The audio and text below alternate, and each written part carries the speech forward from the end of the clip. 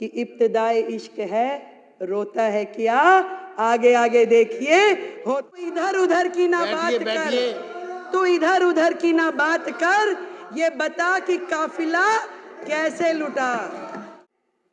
जो कि कितनी भी कमियां रही हो, परंतु एक अच्छी बात आम आदमी पार्टी के नेताओं में ये जरूर है कि आखिरी में गलती मान लेते हैं। एक बार जोरदार तालियां।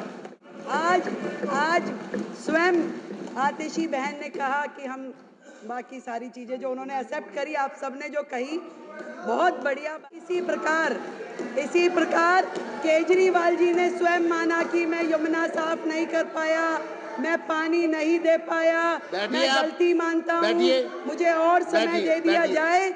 ये बहुत अच्छी बात है कि आखिरी में आकर के अपनी गलती मान लेना भी एक गलती का सुधार है। अध्यक्ष जी, तो केवल इतनी बात कहूंगी कि आतिशी बहन, हमारी इस सरकार में मेरे अलावा 4 बहनें हैं।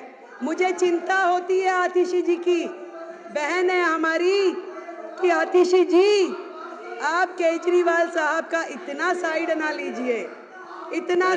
लीजिए, और आपसे कहना चाहूंगा इधर उधर की ना बात कर, तो इधर उधर की ना बात कर, ये बता कि काफिला कैसे लुटा। आज केजरीवाल जी आपको यहाँ फंसा के न जाने कौन से बिल में घुस गए हैं। जब वो स्वाति मालीवाल को अपने घर में बुला करके उसके साथ दुर्व्यवहार कर सकते हैं, तो आतिशी जी आप भी कोई दूर नहीं है। कल को आपके लिए भी कोई दुर्घटना ना हो, इस बात की मुझे चिंता है। जब स्वाति मालीवाल के साथ कुछ हो सकता है, उसको घर में बुला के राज्यसभा सांसद को, आतिशी जी आप हमारी बहन हैं, मुझे चिंता है आपकी, आपको ध्यान रखना चाहिए। जी की चर्चा पर, अध्यक्ष जी की रिपोर्ट पर अब मेरी बारी में ये लोग ऐसे बोलेंगे, और मुख्यमंत्री थोड़ी सभ्यता रखनी चाहिए, करने दीजिए। थोड़ी सभ्यता रखें, आप साथी हो हमारे, थोड़ी सभ्यता रखें। बात ये भी नहीं है कि अस्पताल में हेल्थ विभाग के द्वारा जो बजट दिया गया वो उपयोग हुआ कि नहीं। बात ये भी नहीं है कि कितने बेडों की जरूरत थी और कितने मिले। बात ये भी नहीं है कि दवाइयाँ जो चाहिए थी जनता को वो दी नहीं गई। ये है कि जो दिल्ली के लाखों लोग इनके अस्पतालों की वजह से धक्के खाते खाते दुखी हुए, उसके जिम्मेवार ये आम आदमी पार्टी के लोग हैं। आएंगे, चिंता मत कीजिए, बिल्कुल आएंगे। अभी आप सुनने का मादा रखिए। अभी ये देखिए ये लोग क्या करते हैं, जब इन्हें पता है कि अब इनकी और उंगली है। आपकी मैडम का उसमें नाम है क्या? आपकी मैडम का नाम है क्या? मार्शल जनरल सिंह जी को बाहर ले जाए। चलो चलो।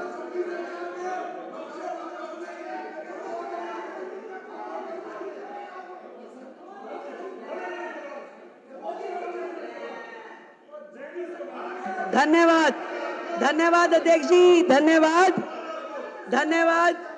इस तरीके से हाउस का समय बर्बाद करना असल में तो इनकी नीयत ही नहीं है। इन्हें मालूम है कि ये जो रिपोर्ट अभी तो केवल सदन पटल पे लाई गई है, तो इनके होश उड़ गए हैं। पूरे के पूरे अखबार, पूरा मीडिया, पूरे चैनल्स रोजाना सुबह से शाम तक इनके काले चिट्ठे खोलते हैं और ये सोच रहे हैं कि बाकी की 12 आ जाएगी तो इनका क्या हाल होगा, क्योंकि ये पूरी तरीके से सर तक भ्रष्टाचार में डूबे हुए हैं। केवल ध्यान डाइवर्ट करने के लिए अलग अलग प्रकार के मुद्दे लेकर के आते हैं। आपको अध्यक्ष जी बताना चाह रही थी कि सिर्फ ये विषय नहीं है कि जो अस्पताल में बजट कम यूज हुआ, कोविड के समय बजट कम यूज हुआ, कम बिस्तरों का उपलब्ध कराए गए। बात यह है कि उस समय के दौरान जो लाखों लोगों ने तकलीफें सही, जो मरीजों के दिल पे गुजरी, जो पूरी तरीके से अस्त व्यवस्था देख करके डॉक्टरों के मन पे गुजर रही होगी, वहां के स्टाफ पे गुजर रही होगी, जो परिवार जानों के साथ घटनाएं घट रही होंगी, आज उसको सोचिए तो दिल दहल जाता है। चाहिए उनके माननीय विधायक को कि जब अशोक गोयल जी कोविड की चर्चा कर रहे थे, परिवारजनों के मरने की बात कह रहे थे, शमशान घाट पे जगह नहीं मिल रही, ये बातें कह रहे थे, तो वो विधायक मुंह खोल के जो हंस रहे थे, शर्म आनी चाहिए। मैं आज इस सदन के माध्यम से ये पूरा का पूरा दिल्ली सरकार का स्वास्थ्य विभाग और दिल्ली सरकार के अस्पताल स्वयं बीमार हैं, खुद ही बीमार हैं, इसको इलाज की जरूरत है। एक उनका डिपार्टमेंट, एक एक चीज, डॉक्टर बेबस है, पूरी व्यवस्था बेबस है। आपदा के पिछले ये 10 साल स्वास्थ्य के नाम पे केवल भ्रष्टाचार हुआ है अध्यक्ष जी, केवल भ्रष्टाचार। केवल वो मुद्दे नहीं है जो इस सीएजी की रिपोर्ट में है। बात यही खत्म हो जाती तो और बात थी, बात तो अभी शुरू हुई है, अभी तो इनके काले कारनामे खुलने शुरू। आज जब मैं अधिकारियों के साथ बैठी और मैंने उनसे पूछा कि बताइए भाई क्या है, तो मुझे ये समझ में आई कि मरीजों को नकली दवाइयां और नकली मरीजों को असली पेमेंट की गई उनके नाम पे असली पेमेंट की गई। और मोहल्ला क्लिनिक की तो जो हालत है, मोहल्ला क्लिनिक की तो ये हालत थी जहां मरीज भी नकली, जहां पे टेस्ट भी नकली, जहां दवाइयां भी नकली, परंतु एक चीज असली रही, पेमेंट असली हुई है, बाकी सब कुछ नकली। कितने मरीज आते हैं, अस्पताल बंद में भी पेमेंट हो जाती है, करोड़ों रुपए की मोहल्ला क्लिनिक के नाम पे पेमेंट हुई, परंतु उसकी कहीं से कहीं तक कोई भी अकाउंटेबिलिटी नहीं है। नाम पे घोटाला, दवाई के नाम पे घोटाला, टेस्ट के नाम पे घोटाला, इलाज के नाम पे घोटाला, बेड के नाम पे घोटाला, भर्ती के नाम पे की सरकार केजरीवाल।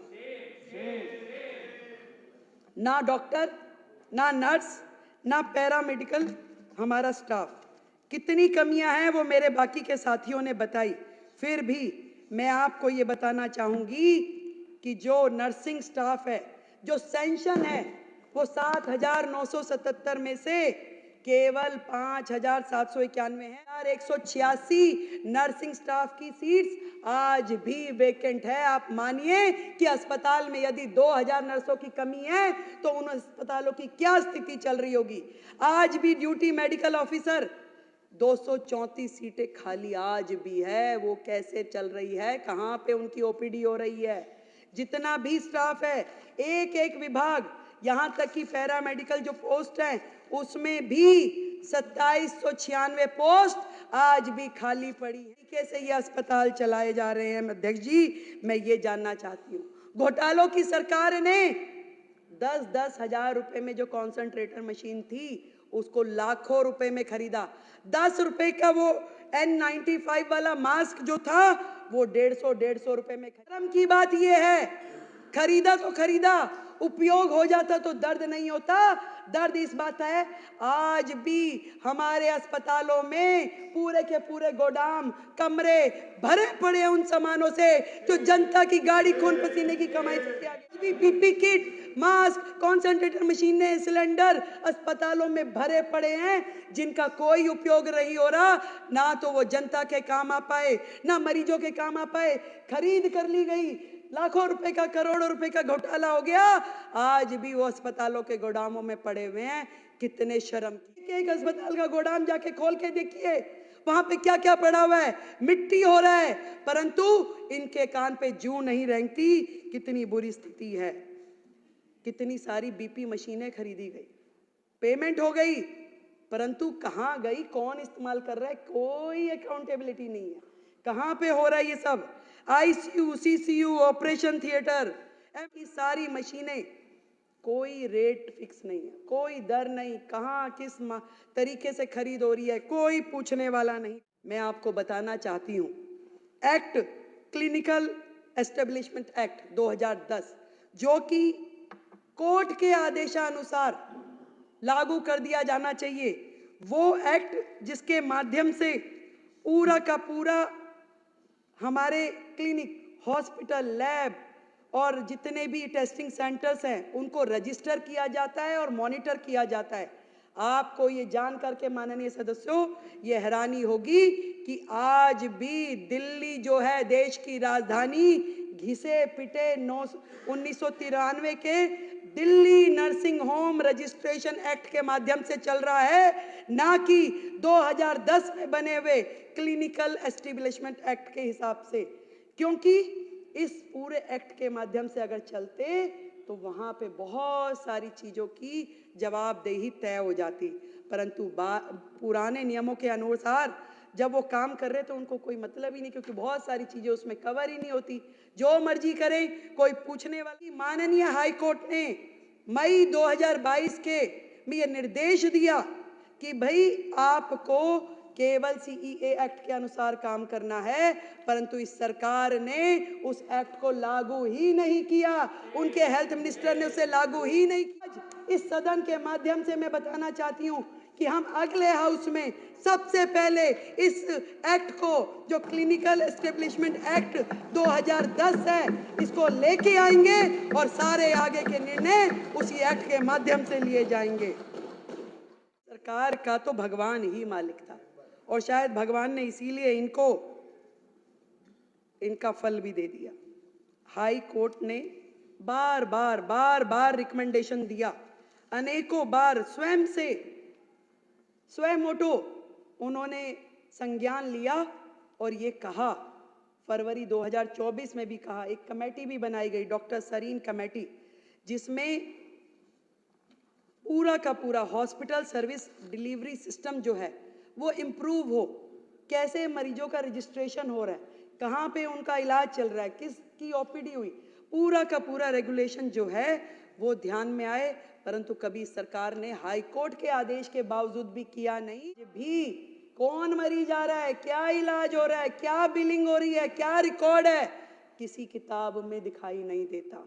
हाई कोर्ट के आदेशानुसार, उसके कहने के बावजूद उन्होंने स्वयं मोटो रिकमेंडेशन दिया कि आपका स्वास्थ्य विभाग गलत काम कर रहा है, जीरो है, इस पे लागू की जाए डॉक्टर सरीन कमेटी की रिपोर्ट्स। परंतु केजरीवाल और उनकी सरकार ने इसे लागू नहीं किया। कितने शर्म की बात। आपको बताना चाहती हूं 24 हॉस्पिटल जो इस सरकार के कार्यकाल में शुरू हुए, करोड़ों करोड़ रुपए के बजट से एक भी अस्पताल का काम पूरा नहीं हुआ सर, एक भी अस्पताल का काम। 24 की रिपोर्ट तो नहीं बोल पाऊंगी, ये सारी है, पर कुछ आपको एग्जाम्पल देती हूं। बताना चाहूंगी एलन हॉस्पिटल, जिसका इनिशियल सैंक्शन कॉस्ट जो था 533 करोड़ था, शुरू हुआ 2019 में, परंतु आज की डेट में भी 2019 से अब तक 65% काम कंप्लीट हुआ है और रिवाइज कॉस्ट जब आई तो 1135 करोड़ रुपए की, डबल ऑफ द कॉस्ट, और आज भी काम पूरा नहीं हुआ। आज फिर रिवाइज कॉस्ट की जरूरत है और आज उसमें फिर कितने 100 करोड़ बढ़ाने पड़ेंगे वो पता नहीं। और ये वो प्रोजेक्ट है जिसमें पीडब्ल्यूडी ने कॉन्ट्रैक्टर को 95 करोड़ रुपए की पेनल्टी पे की है। 95 करोड़ रुपए की पीडब्ल्यूडी ने, सरकार ने कॉन्ट्रैक्टर को पेनल्टी दिया। ये सरकार, इस 95 करोड़ का हिसाब कौन देगा? इस 95 करोड़ जनता के पैसे का भुगतान कौन करेगा?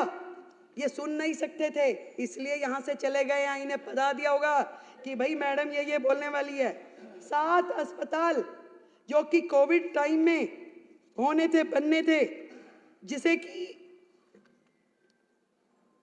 जो कि कोविड टाइम में विशेष रूप से आईसीयू हॉस्पिटल बनने थे, एक भी अस्पताल बना ही नहीं। कोविड आया चला गया, एक भी अस्पताल नहीं बना, कोई तो शुरू ही नहीं हुआ।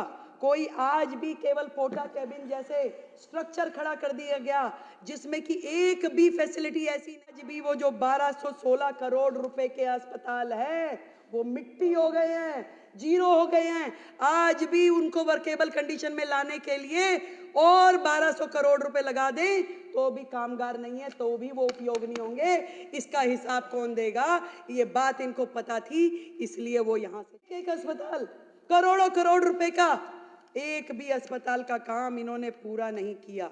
ये जो ज्वालापुरी में एक अस्पताल था जिसकी सैंक्शन कॉस्ट 319 करोड़ रुपए थी, उसके बाद रिवाइज किया गया। मंत्री जी विजिट करने गए जी, वहां 8 फ्लोर का अस्पताल बनना था। मंत्री जी के मन में आई कि नहीं नहीं नहीं भाई, इस पे 2 फ्लोर और बढ़ा दिए जाए। उन्होंने आदेश दे दिया कि 2 फ्लोर और बढ़ा दो। ना वो 2 बने ना वो 8 हुए।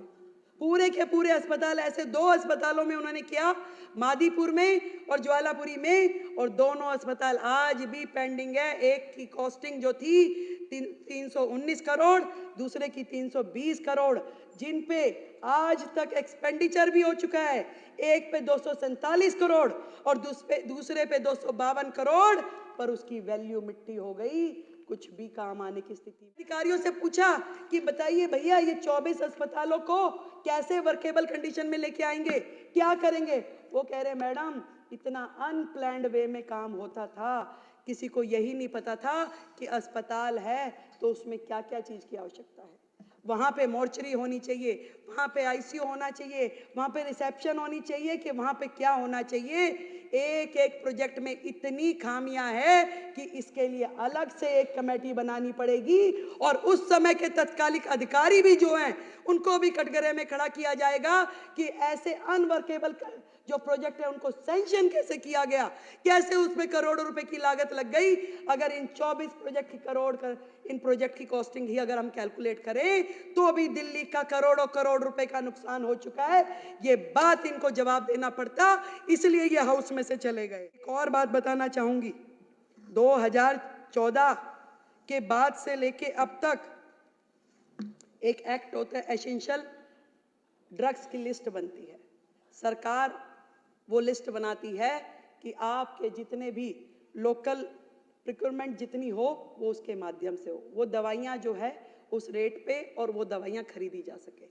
2012 के बाद से इन्होंने एसेंशियल ड्रग लिस्ट बनाई ही नहीं, उसी लिस्ट पे काम करते रहे। जबकि किसी राज्य में वो 1 साल में रिवाइज होती है, किसी में 2 साल में होती है, परंतु होती जरूर है। उसको ऐसा नहीं होता कि सालों साल चलाए रहो।